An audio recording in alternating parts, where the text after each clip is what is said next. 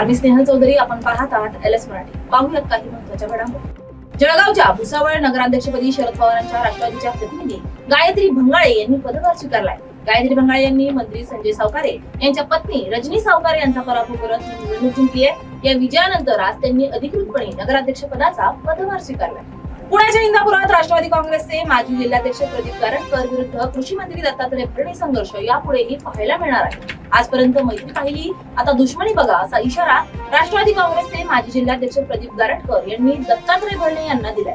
यासोबतच मी राष्ट्रवादी काँग्रेस पक्षामध्ये परत जाणार नाही असंही गारटकर म्हणाले. बीडच्या सोनी जवळामध्ये लोककला तमाशाच्या कार्यक्रमादरम्यान झालेल्या मारहाणीचा धक्कादायक व्हिडिओ समोर आलाय. व्हिडिओत लाठ्या आणि काठ्यांनी बेदम मारहाण होत असल्याचं दिसतंय. या मारहाणीत एक तरुण गंभीर जखमी झाला असून त्यावर सध्या रुग्णालयात उपचार सुरू आहेत. याबाबत अद्याप गुन्हा नोंदवलेला नाही. सह्याद्री सायकल रायडरच्या 22 सायकलपटूंनी श्री जगन्नाथ मंदिरापर्यंतची सायकल वारी यशस्वीरित्या पूर्ण केली. या सायकल वारी दरम्यान 10 दिवसात सुमारे 1700 किलोमीटरचं अंतर पार करण्यात आलंय. पुण्यातून सुरू झालेला या प्रवास 5 राज्यातून मार्गक्रमण करत पुरी येथे पोहोचलाय. सांगली जिल्ह्यात कमिशनच्या आधारावर 34 बँक खात्यांचा वापर केला जात असल्याचा धक्कादायक प्रकार उघडकीस आलाय. या बँक खात्यांद्वारे आर्थिक गैरप्रकार करणाऱ्या आरोपीला सायबर पोलिसांनी अटक केली आहे. संबंधित खात्यांमधून कोट्यावधी रुपयांचा व्यवहार झाल्याची शक्यता आहे. दौंडमधील राहू येथील सोनवळे मळा परिसरात वन विभागाने लावलेल्या पिंजऱ्यात बिबट्या जेरबंद झालाय. गेल्या अनेक दिवसांपासून या परिसरात बिबट्याने धुमाकूळ घातला होता. बिबट्याला पकडल्याने शेतकऱ्यांनी सुटकेचा निश्वास सोडला. 15 लाख रुपये किमतीची कार चिखलीतील रेस्ट हाऊस मध्ये परिसरातून अवघ्या 15 मिनिटात चोरट्यांनी चोरून नेली आहे.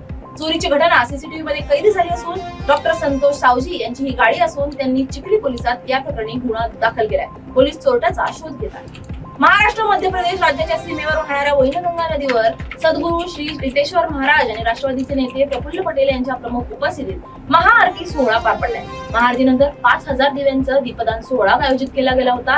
तर यावेळी नदी घाटावर हजारो लोकांनी सहभाग घेऊन आरती आणि दीपदान केलंय. बीड मधील लिंबा गणेश परिसरात एका महिलेचा बांधावरून जात असलेल्या कारणावरून 5 जणांनी मारहाण केली. या मारहाणीत महिला गंभीर जखमी झाली असून त्यांच्यावर सध्या रुग्णालयात उपचार सुरू आहेत. 2 दिवसांपूर्वी या 3 आरोपींविरुद्ध शिवीगाळ करून जीवे मारण्याची धमकी दिल्याप्रकरणी गुन्हा दाखल करण्यात आला होता.